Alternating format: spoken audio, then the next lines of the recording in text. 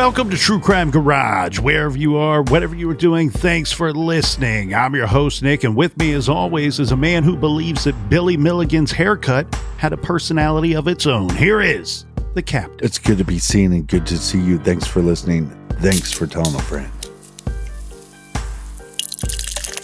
This week, we are very happy to be featuring Dish Liquors by the hardworking brewers and staff down at Tactical Brewing Company. Dish Liquors is a triple New England IPA, dry hopped using 3 hop varieties. Now, I can't remember if we have featured this one before, but I know for certain that we have featured several beers from Tactical, as they are one of the very best in the business. Garage grade 4.5 bottle caps out of 5. Now, let's give some thanks and praise to some of the very best in the garage. First up, we have Bob Pabst from Seabus to Humboldt. Cheers, mate. And a big We Like Your Jib goes out to Carrie from Los Angeles. Next up, here's a cheers to Ellen in Statesville, North Carolina. And a big tall cans in there to Cyrus from Linwood, Washington. And last but certainly not least, we have another from the great state of North Carolina. It's Brittany Neff in Holly Ridge, who says, love you guys. Well, thank you, Brittany. We love all of you too, especially the folks that we just mentioned, as they put a little beer in the old garage fridge. And for that, we thank you. Yeah, BWERUN, Beer Run. Check out truecrimegarage.com for recommendations. Check out the store page. Check out the blog. And while you're there, sign up on the mailing list. And Colonel, that's enough of the business. All right, everybody, gather around, grab a chair, grab a beer. Let's talk some true crime.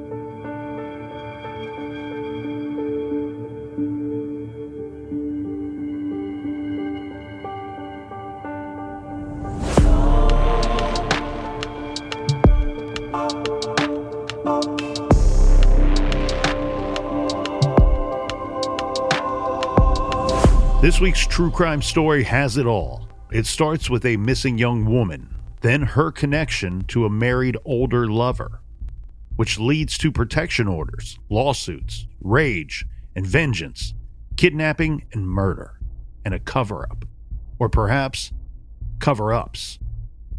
Pointed references to Fatal Attraction punctuate this story. The difference is that was a movie. Today's story is real life. And both the missing woman and the accused are police officers. This week, we examine the mystery surrounding the question of where is former Will County, Illinois deputy Robin Abrams. This is True Crime Garage.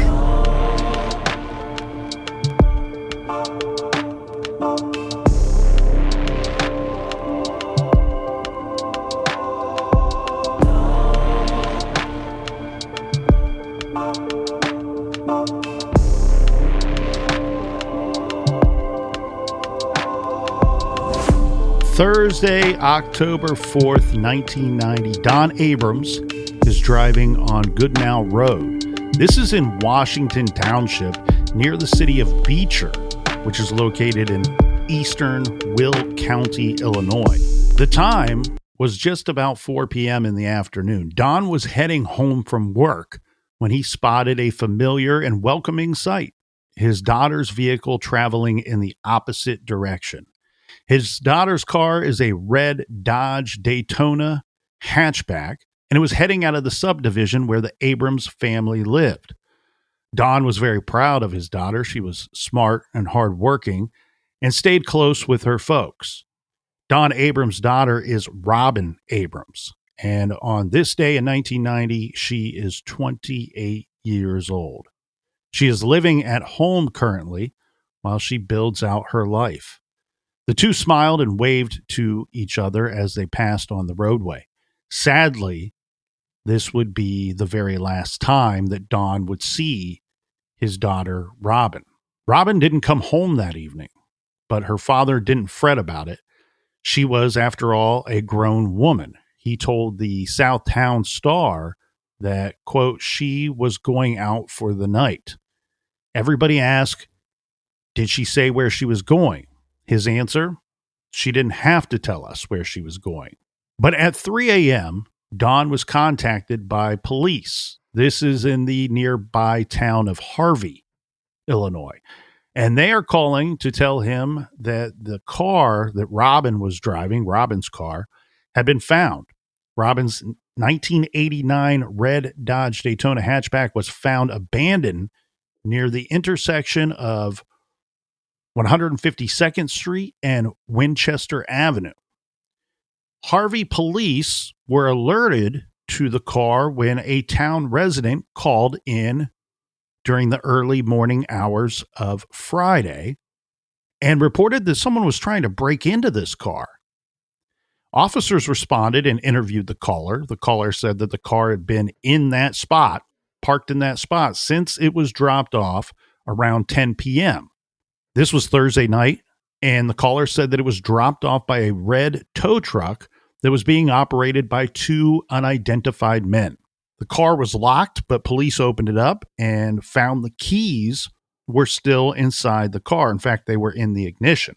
Police also noted that a camera was found in the vehicle as well. And I've seen some reports here, Captain, that they checked that camera later to see if maybe photographs that might have been taken with that camera could provide any kind of clues, leads in this case. But the film, there was no film in this camera when it was recovered from the abandoned vehicle. Were they able to find any ID or bank cards? No.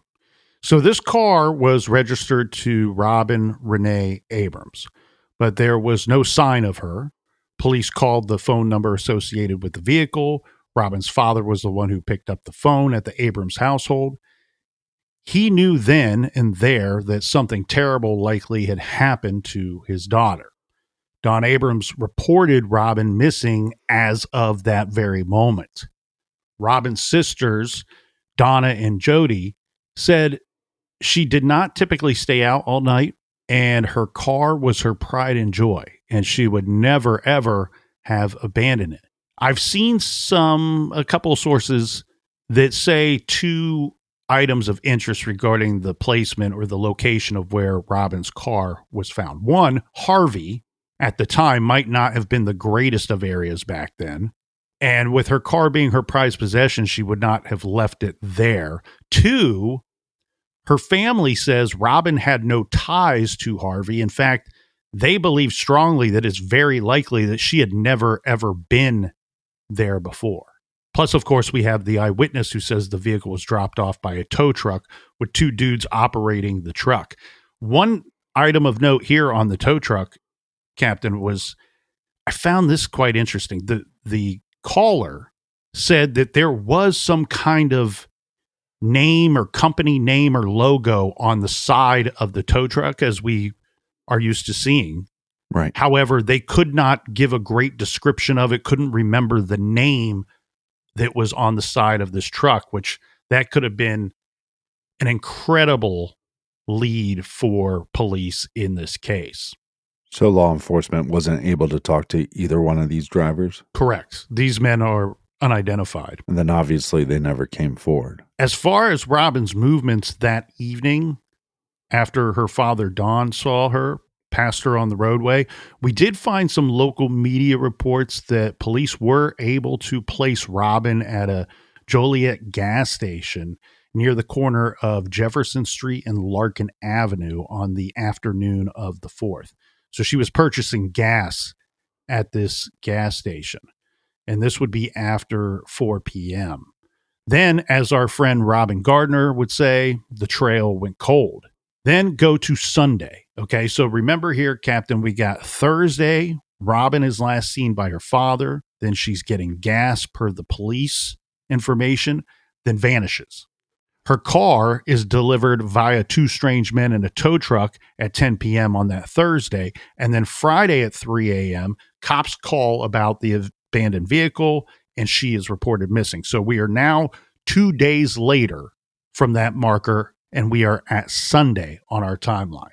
And this is when Don says that he received a phone call from a woman who said that her dad had been out for a walk earlier that day and found a woman's purse on the ground. This is near the corner of 151st and Wood Streets.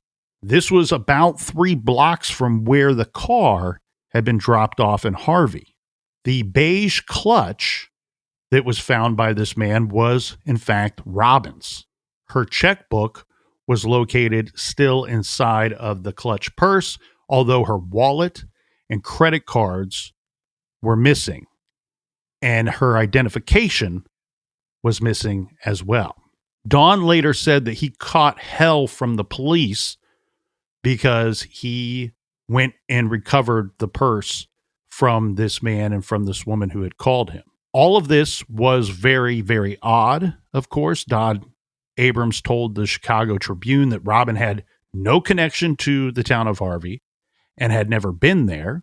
He believed that the car and the purse were, in fact, planted in those locations on purpose, possibly to throw police off of the trail of the person or persons who were responsible for Robin's disappearance. Well, if you're law enforcement, you don't want the family to get too involved at first because at this point, everybody's a suspect. So as Don believed, this was an abduction and then a cover-up.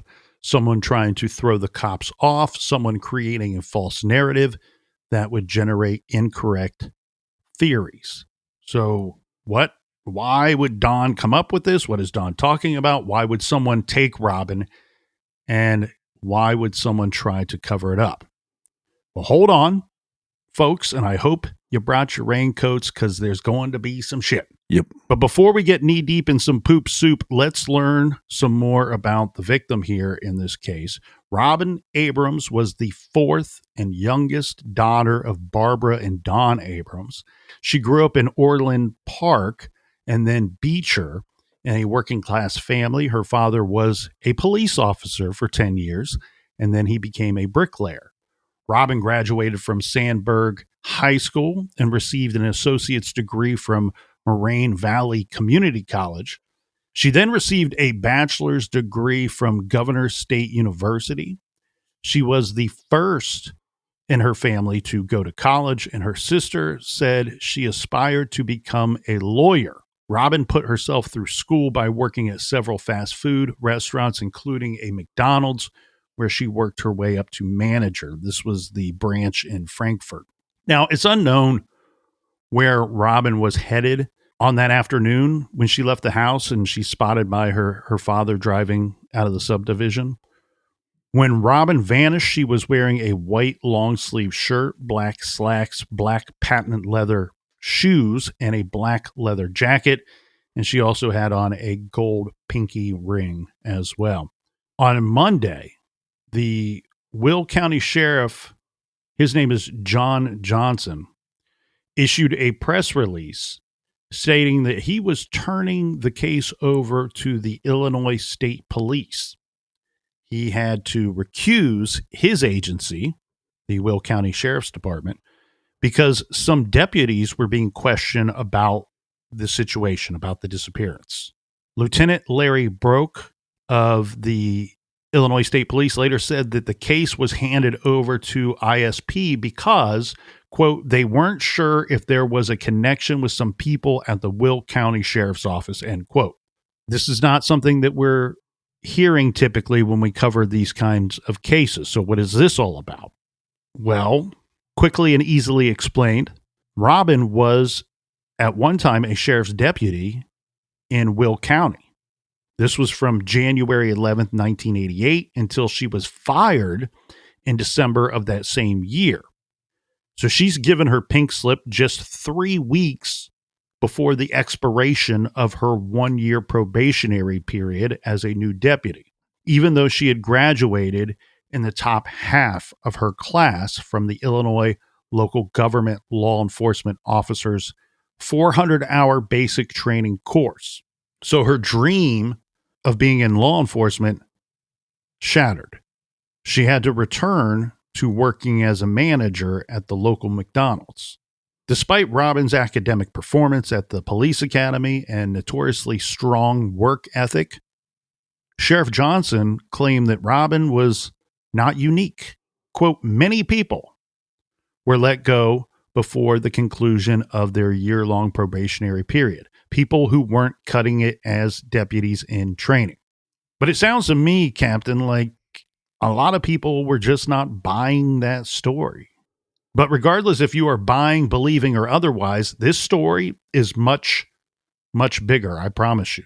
Because in December of 1989, before she vanished, Robin filed a civil lawsuit in federal court in Chicago for wrongful termination, sexual harassment, and violations of her civil rights.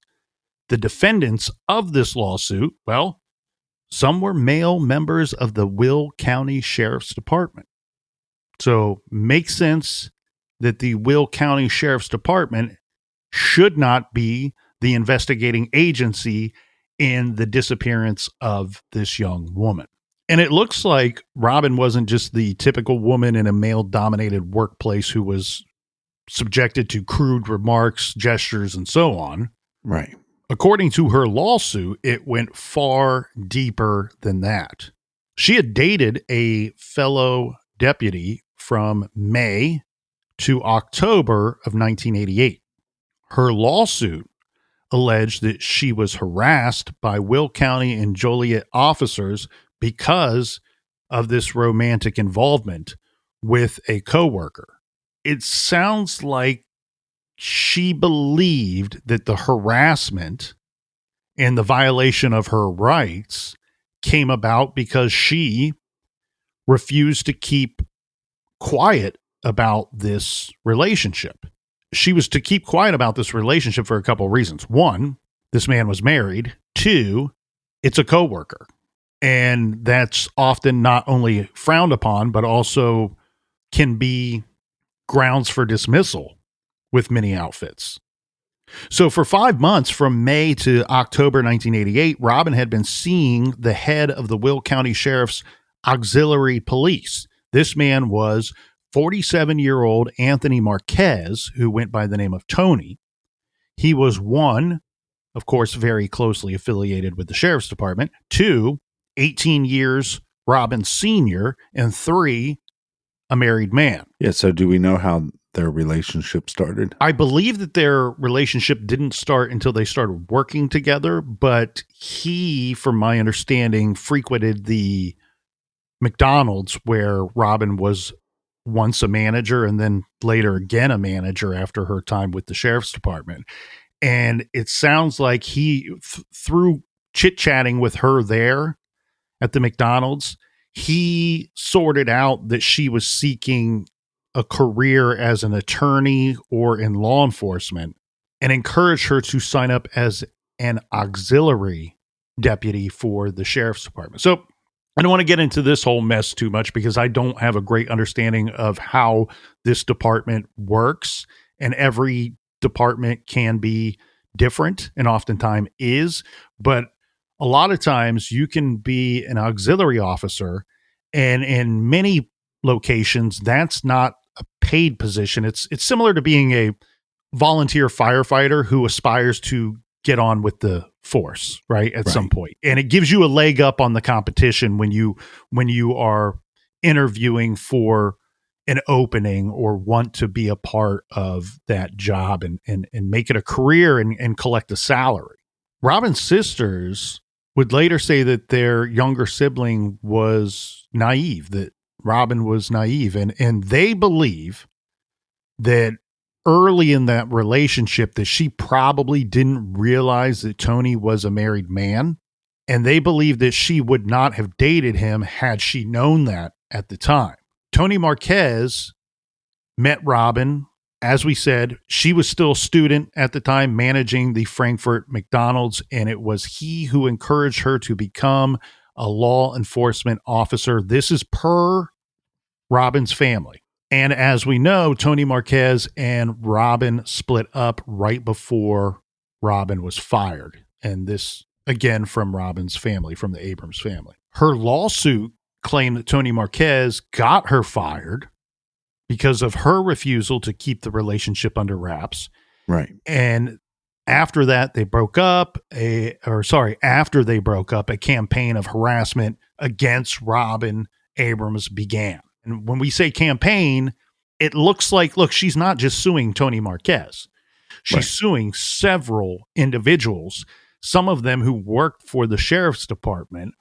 Whether true or not, Robin certainly believed if she's bringing civil action against these guys and the sheriff's department, that several people were in cahoots and working together against her to harass her and bully her. Well, this case becomes very complicated, and some people will say, well, this is a complete cover-up and conspiracy by the whole department. I would say nay, because they did turn over the investigation, the missing person case. They turned that over.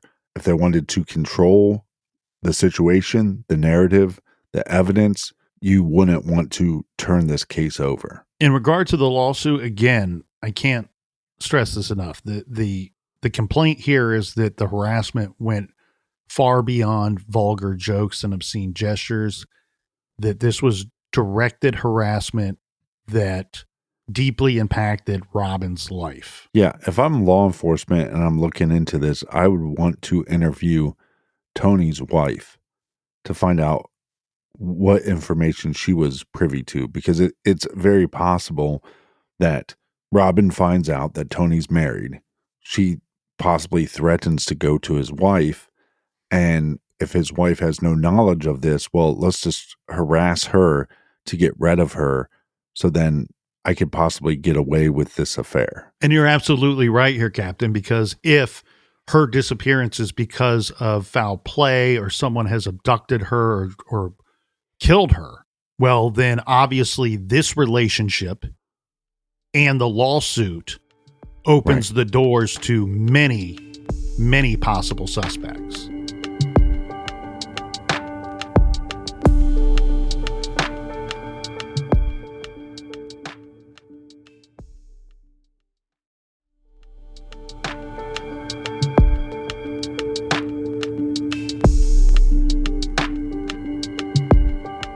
All right, we are back. Talk hands in the air. Cheers to you, Colonel. Cheers to you, Captain. Cheers to all the great folks out there in listener land. According to Robin's legal filings, she says that she was arrested on December 16th, 1988 by sheriff's deputies, that she was detained without any charges being filed. She was outside of a dry cleaner when she was arrested, and she alleges that Tony Marquez orchestrated this arrest. She was arrested again in May of 1989 for disorderly conduct. Right. This was a criminal complaint that was never followed up on by prosecutors, so that is suggestive that it had no merit. Then on August 27th, 1989, Robin was pulled over by a deputy and told that she had a warrant out for her arrest for reckless driving. Apparently, Tony Marquez had filed a complaint against her for supposedly trying to run his car off of the road. The deputy was driving an unmarked white minivan, pulled Robin from the car, right? She's pulled over under the premise of, we have a warrant for your arrest for reckless driving. Right. And that deputy that pulls her over, he is in an unmarked white minivan at the time, pulls Robin from the vehicle, takes her to the jail. She's strip searched, booked, and printed, gives her a jumpsuit, throws her into a cell with 10 other prisoners. And later, so Robin's mother is in the vehicle during this whole arrest incident. Right. Robin's mother, Barbara, later tells the Southtown Star that, quote, they, meaning law enforcement, they were bouncing her head off of the car, end quote. I mean, this story seems so ridiculous. Yes, it seems ridiculous, but it also seems very something out of a movie where you have, and forget that it's law enforcement. Right. Right. Because if you're listening to the show for the first time, we're not a show that searches out these types of cases to bash law enforcement. We're not the kind of show that looks for misconduct or claims of misconduct so we can smear the sheriff's department or a police outfit. We're the kind of show that tells you we research the case, take a hard look at it and we kind of just call it like we see it. And we've said it 1,000 times on this show. There are great men and women that work in law enforcement, and there's also some shitty men and women that work in law enforcement. Absolutely. And like I said, just like any career on this planet, there's good and there's bad. Here, a lot of this is allegations. A lot of this is unproven.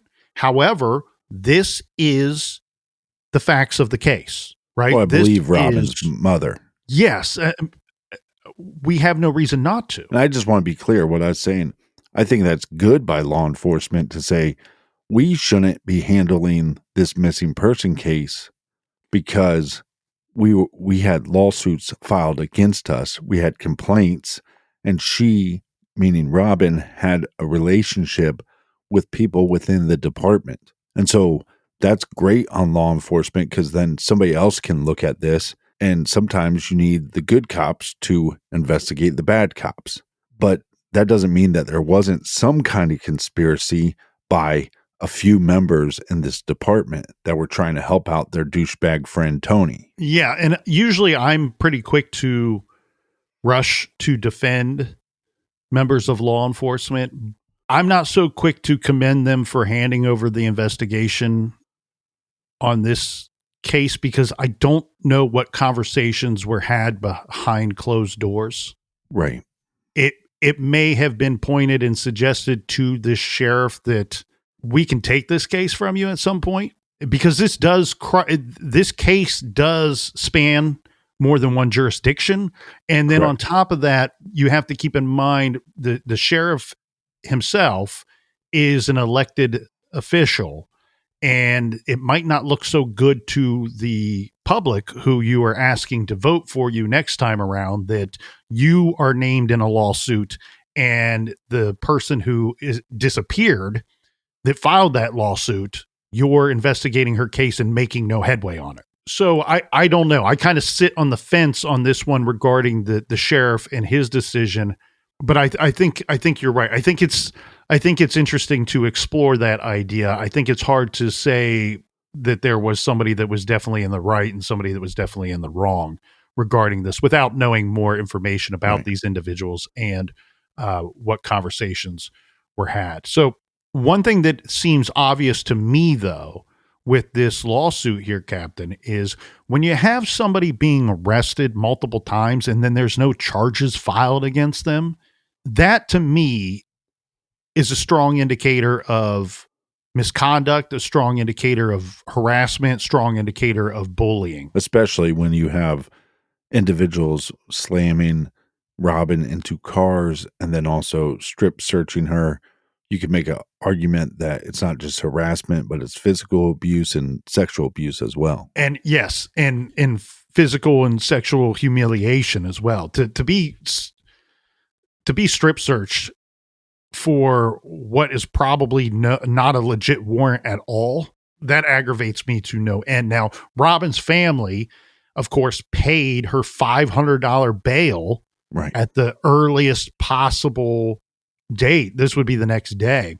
Her sister Donna told this Star, quote, she had bruises on her forehead and a big purple bruise on her wrist from the handcuffs.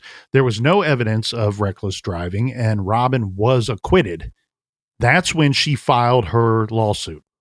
Robin claimed that she had performed well on the job and that she was fired for, quote, no good reason, per her court documents.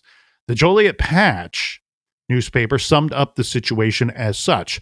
At the time of her murder, Abrams had a pending federal civil rights lawsuit that accused several people at the Will County Sheriff's Office of sexual harassment and for bringing phony criminal charges against her as a way to humiliate her and get her fired. End quote.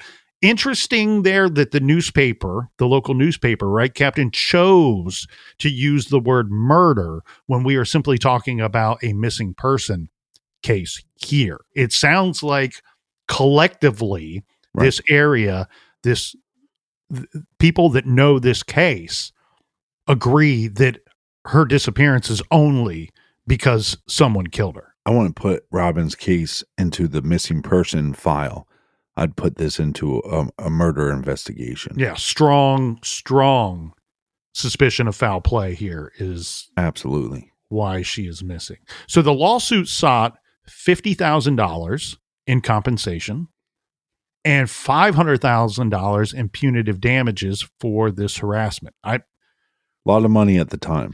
A lot of money at the time, but frankly, I think it's a little lenient for considering that you were arrested, your head is bounced off of a car and you're strip searched, you're arrested multiple times, pulled over. I mean, this is why she when the harassment began, Captain, she moved back in with her parents. She was afraid. I just wish, we have this half a dozen times in every case that we look at, but you wish you could just go back and grab her and go, get the hell out of there. Get out of this county. Get away from these people. So I think it's a little light. The first of the 7 defendants that was named in this lawsuit, of course, was the man she dated, Tony Marquez. Yeah. Several others were Will County Sheriff's deputies. One was a former Will County Sheriff, and one was the sheriff himself, John Johnson, who handed over the case to ISP, to the state police. According to the Joliet Patch, quote, other deputies named in the lawsuit included Marquez, Robert Brown, Charles Masica, Thomas Carey, Lawrence Loafer, Raymond Van Dyke, and Anthony Lucenti. Robin's suit was still pending in the U.S. District Court in Chicago when she went missing. The first hearing with the U.S. District Court in Chicago scheduled for 18 days after she vanished. So she would have testified in a deposition then. Right. There's your motive. Apparently, though, Robin wasn't the only one who had filed a lawsuit. So in 1989, Tony Marquez, in retaliation, files a complaint after complaint against Robin for harassing him. He cited 103 incidents of harassment according to Robin's family. Tony Marquez claimed Robin had followed him around, hidden in the building where the insurance agency he owned was based out of, so that she could spy on him. He also said that she crashed her car into his and harassed him via telephone. Tony Marquez also charged her with assault for an incident in January of 1990 when he says she, quote, raised her hand to me in a threatening manner, end quote. According to Robin's lawyer in the case, his name is Winston Block, none of these allegations were true. As we said, Robin was acquitted on the reckless driving situation and also later on these harassment charges. And the state's attorney wisely dropped that assault charge. All I want to point out here is, right or wrong or otherwise, all of these allegations by Tony Marquez, anytime they reached the next level, right? The next step just above Tony's head, right? The charges are always dropped, or the person says, there's nothing here. So you don't have to take our word for it. Just, look at the evidence and look at the court documents. A lot of this would become he said, she said. All of the other harassment claims were not followed up on. A quote from the Southtown Star: information came out in the trial indicating that the man who initiated the charges against Robin Abrams allegedly had beat Robin about the face on October 6th, 1988.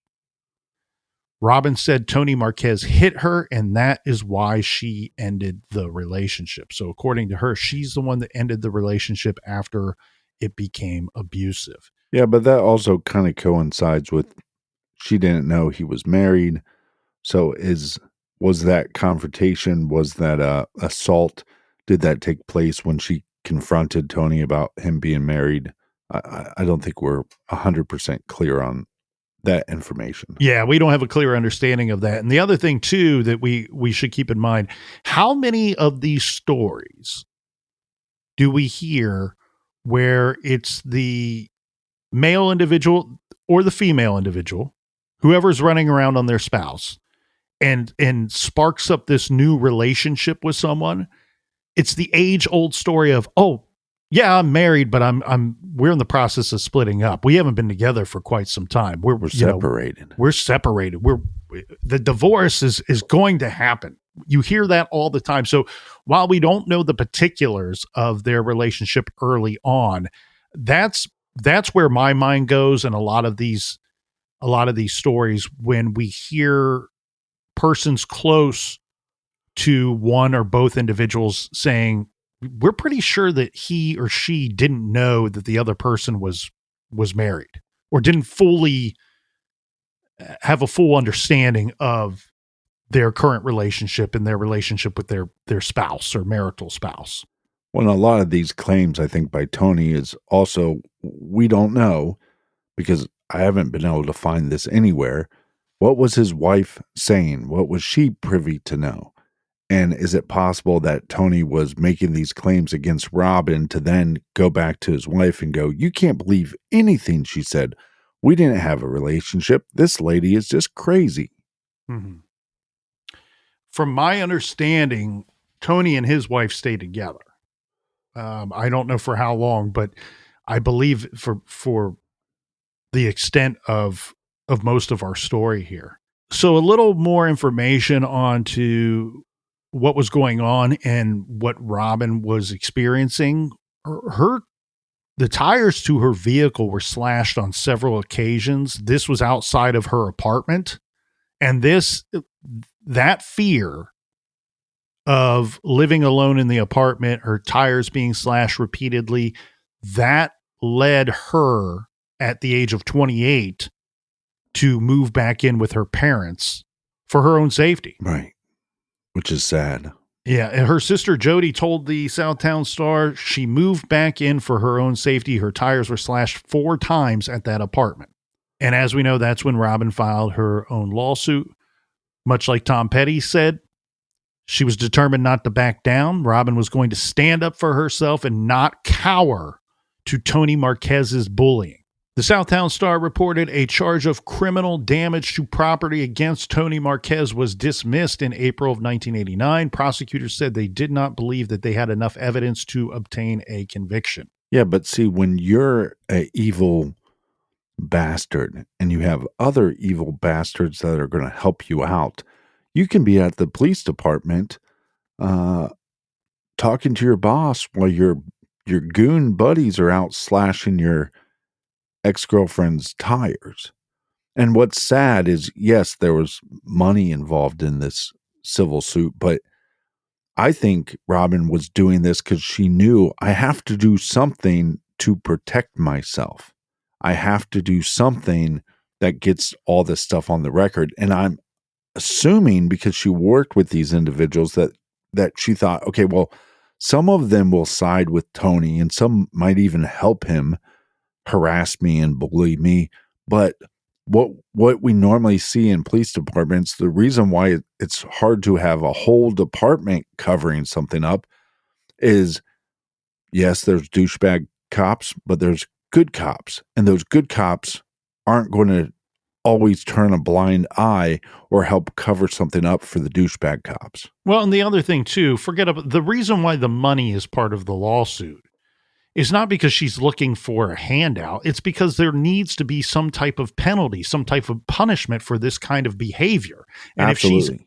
if she's able to prove that this kind of behavior was going on and that these individuals were the ones responsible for these actions and for behaving this way, then they don't deserve to be police officers. Right. Any police officer, any good police officer would tell you that. They don't want to work with these kinds of asshats. And so what would happen here, especially, I don't know who would have to pay this out. The defendants would, but if many of those defendants are working for the Will County Sheriff's Department, one of them is the sheriff himself, it stands to reason that the sheriff's department might be the one paying out the $500,000. And believe you me, if a police department or sheriff's department has to pay out $500,000, they're going to fire everybody that was named in that lawsuit. Right. And that is set aside that Robin's missing here. I'm talking about as of the filing of this lawsuit. those individuals not being allowed to be a police officer makes all the sense in the world to me. And that's my speculation on why the sheriff would hand over this case anyways. I think he knew there was a lot of tomfuckery going around.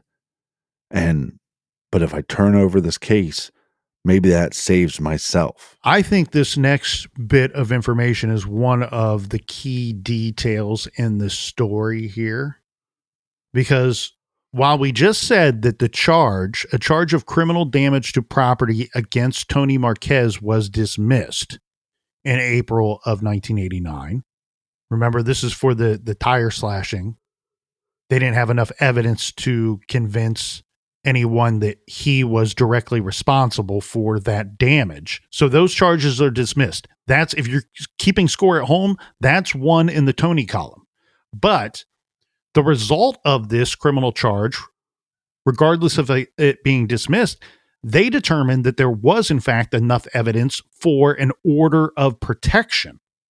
So Robin petitioned for this, stating in her petition that Tony Marquez falsely accused her of crashing her vehicle into his vehicle, as well as calling him and following him. Abrams and her mother were afraid of Tony Marquez and claimed that he carried a gun and abused his position as an auxiliary officer, the petition says. Robin and her mother were both awarded orders of protection against Tony Marquez on November 1st, 1989. And Robin's was extended for a year until November 27th of 1990. Now, clearly, this order of protection was not a deterrent because someone disappeared Robin while the order was still in place. Right. And whoever that order of protection was against, that's your number one suspect. Robin Renea Abrams has been missing from Beecher, Illinois since October 4th, 1990. Robin was born August 13th, 1962. She was just 28 years old when she vanished. Make no mistake about it, this is a foul play case. Robin was a former sheriff's deputy with Will County. At the time of her disappearance, Robin was 5'4" tall. She is a Caucasian female with brown hair and hazel eyes. There is a Facebook page dedicated to Robin's case. It's Help Find Robin Abrams Facebook page, and her case is also profiled on the Charlie Project. At the time of her disappearance, it's believed that she was wearing a white long-sleeved knit pullover, a black leather jacket, black slacks, black patent leather shoes, and a gold pinky ring, carrying a light beige pattern clutch purse. Remember, Robin's purse and checkbook were recovered, but her driver's license was not. Anyone with information, including the known whereabouts of the previously mentioned items, please call the Illinois State Police at 815-726-6291 or submit a tip at isp.crimetips@illinois.gov.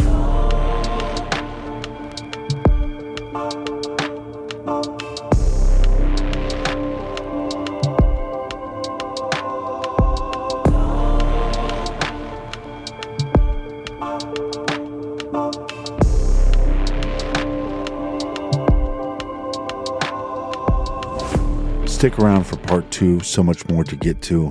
Until then, be good, be kind, and don't litter.